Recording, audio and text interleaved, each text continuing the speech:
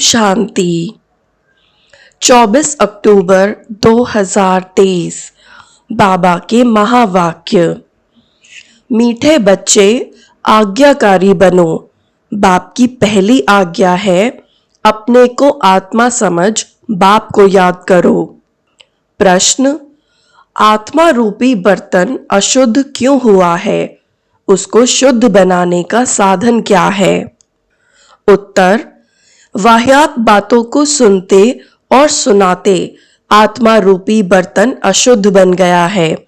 इसको शुद्ध बनाने के लिए बाप का फरमान है, hear no evil, see no evil.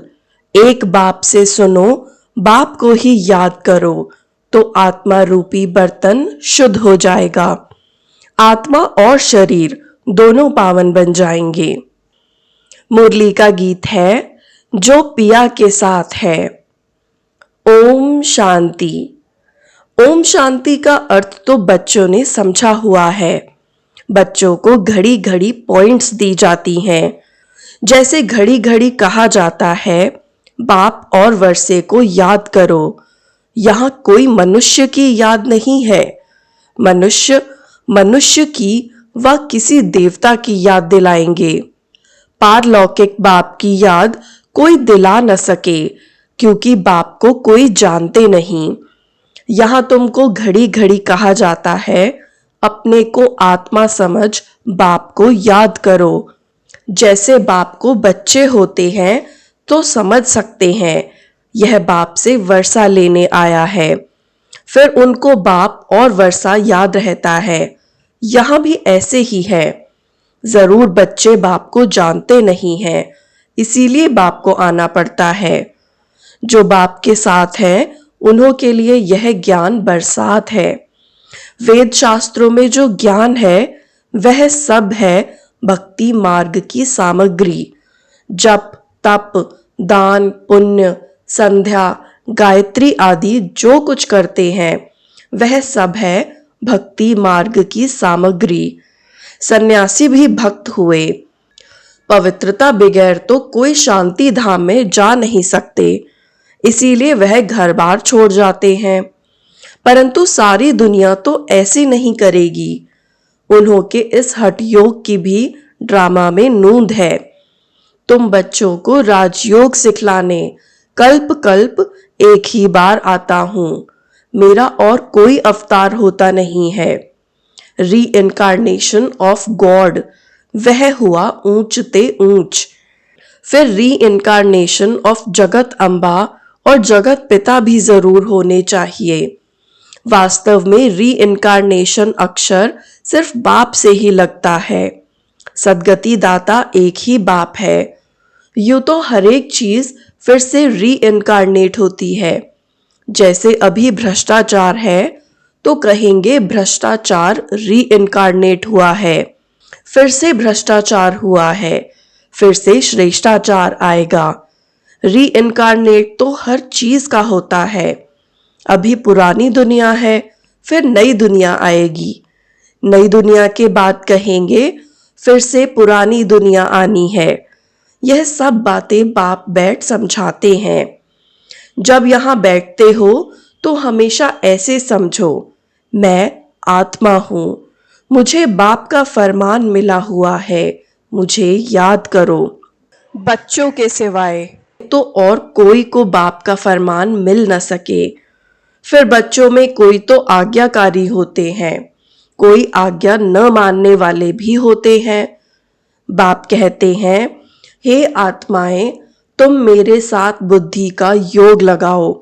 बाप आत्माओं से बात करते हैं, और कोई विद्वान पंडित आदि ऐसे नहीं कहेंगे कि मैं आत्माओं से बात करता हूँ।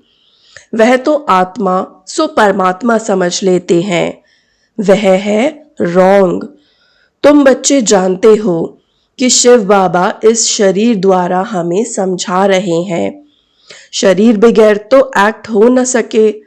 पहले पहले तो यह निश्चय चाहिए। निश्चय बगैर तो कुछ भी बुद्धि में नहीं बैठेगा।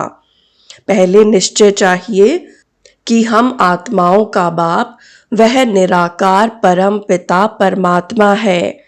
और साकार में है प्रजापिता ब्रह्मा। हम हैं ब्रह्मा कुमार कुमारियां। शिव के तो सब आत्माएं बच्चे हैं, इसीलिए शिव कुमार कहेंगे, कुमारी नहीं।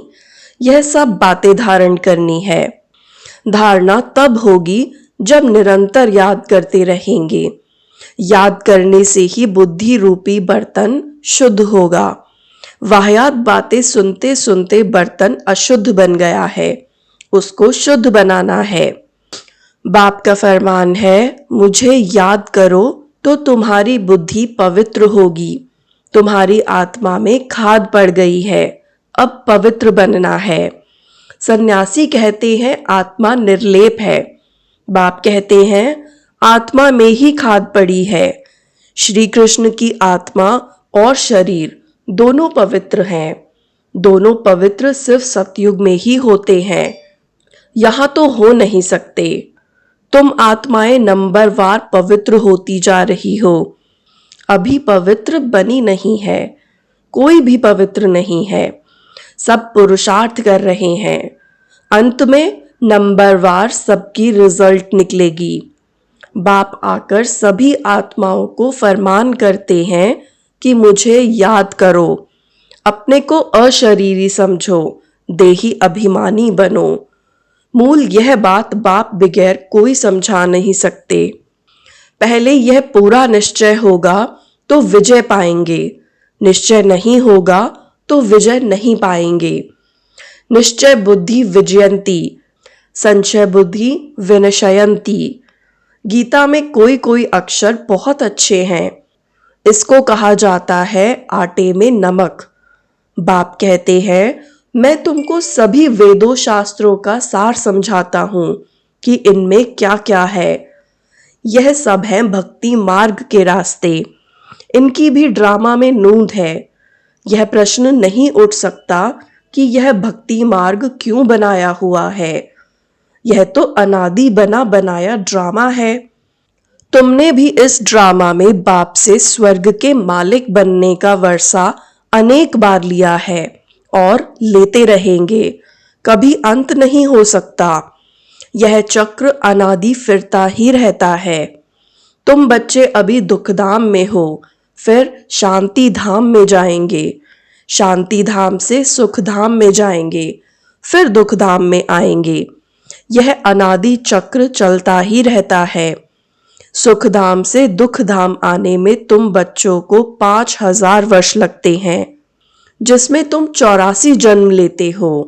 सिर्फ तुम बच्चे ही 84 जन्म लेते हो, सब नहीं ले सकते।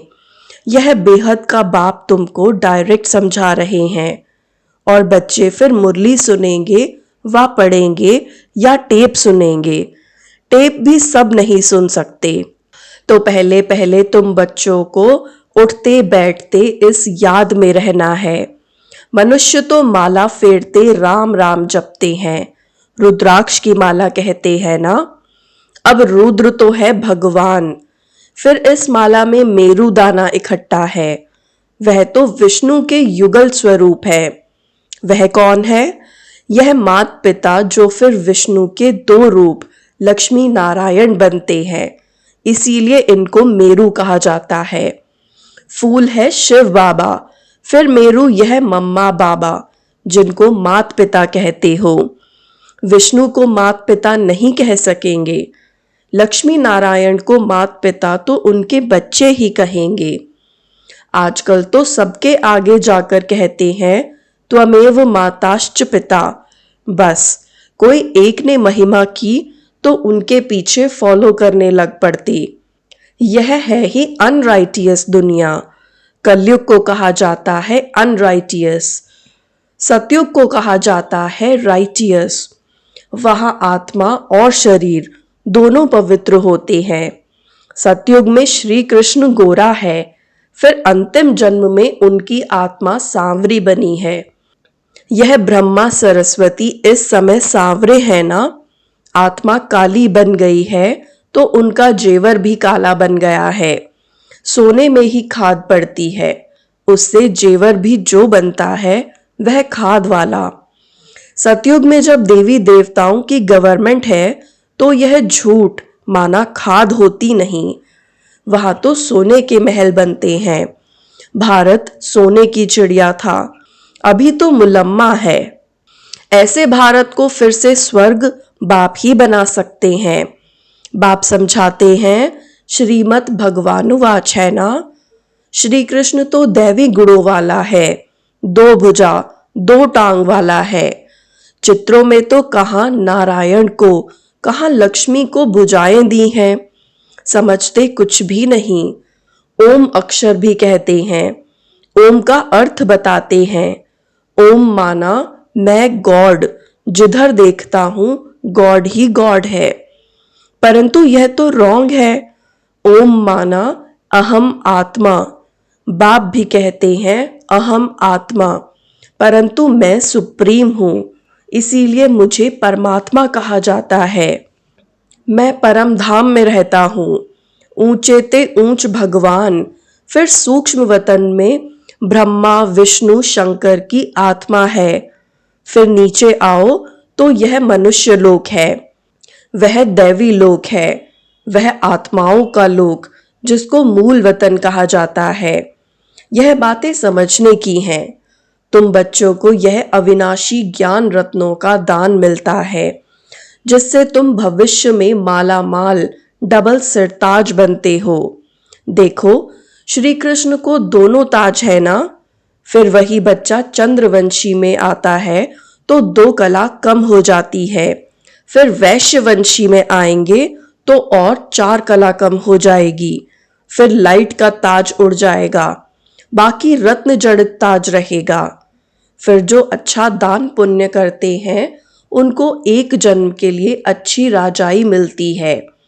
फिर दूसरे जन्म में भी अच्छा दान पुण्य किया तो फिर भी राजाई मिल सकती है। यहाँ तो तुम 21 जन्मों के लिए राजाई पा सकते हो, मेहनत करनी पड़ती है। तो बाप अपना परिचय देते हैं, कहते हैं आई एम सुप्रीम सोल, इसीलिए उनको परम पिता परम आत्मा अर्थात परमात्मा कहा जाता है। तुम बच्चे उस सुप्रीम को याद करते हो। तुम हो सालीग्राम, वह है शिव। शिव का बड़ा लिंग और सालीग्राम मिट्टी के बनाते हैं।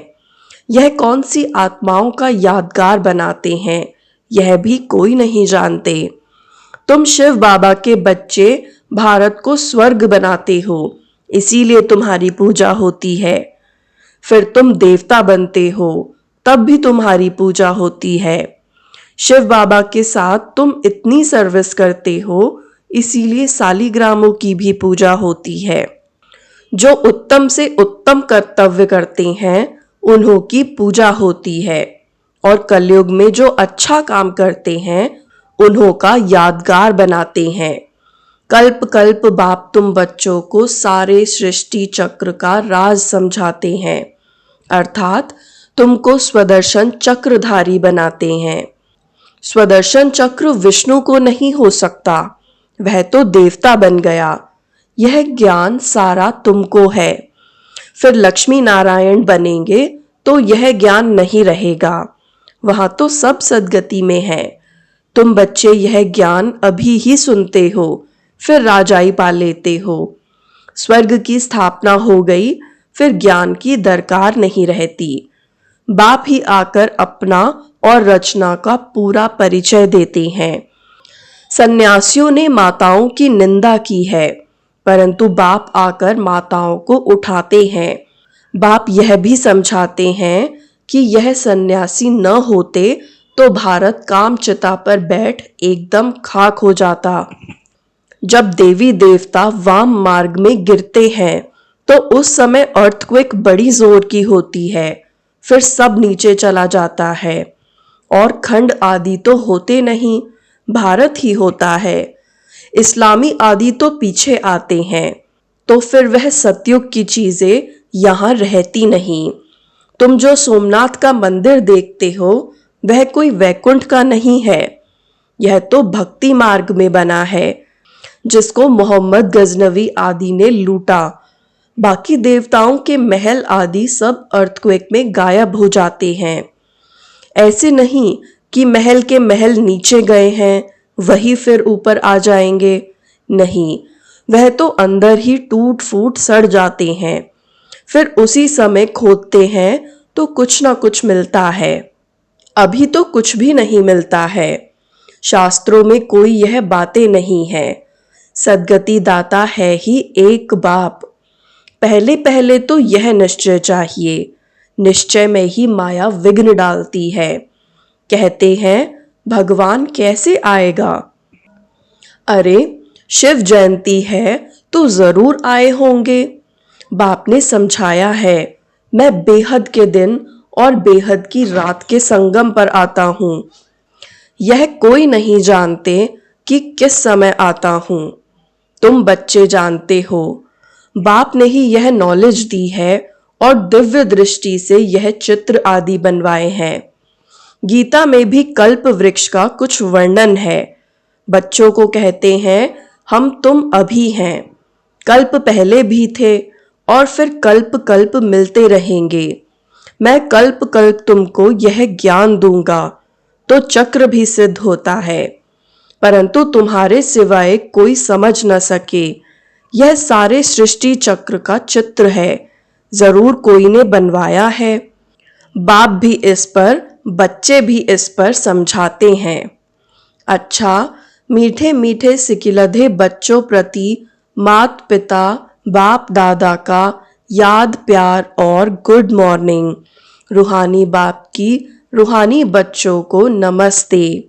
हम रूहानी बच्चों की भी रूहानी बाप दादा को याद प्यार गुड मॉर्निंग और नमस्ते। धारणा के लिए मुख्य सार। पहला, हर बात में विजय का आधार निश्चय है, इसीलिए निश्चय बुद्धि जरूर बनना है। सद्गति दाता बाप में कभी संशय नहीं उठाना है। दूसरा, बुद्धि को पवित्र व शुद्ध बनाने के लिए अशरीरी बनने का अभ्यास करना है। वाहियात माना व्यर्थ बातें न सुननी है न सुनानी है। वरदान, बेहद के स्मृति स्वरूप द्वारा हद की बातों को समाप्त करने वाले अनुभवी मूर्त भव। बेहद के स्मृति स्वरूप द्वारा हद की बातों को समाप्त करने वाले अनुभवी मूर्त भव। आप श्रेष्ठ आत्माएं डायरेक्ट बीज और मुख्य दो पत्ते त्रिमूर्ति के साथ समीप संबंध वाले तना हो। इसी ऊंची स्टेज पर स्थित रहो। बेहद के स्मृति स्वरूप बनो तो हद की व्यर्थ बातें समाप्त हो जाएंगी। अपने बेहद के बुजुर्गपन में आओ तो सदा सर्व अनुभवी मूर्त हो जाएंगे। जो बेहद के पूर्वजपन का ऑक्यूपेशन है उसको सदा स्मृति में रखो। आप पूर्वजों का काम है अमर ज्योति बन अंधकार में भटकती हुई आत्माओं को ठिकाने पर लगाना। स्लोगन, किसी भी बात में मूंझने के बजाय मौज का अनुभव करना ही मस्त योगी बनना है। किसी भी बात में मूंझने के बजाय मौज का अनुभव करना ही मस्त योगी बनना है। ओम शांति।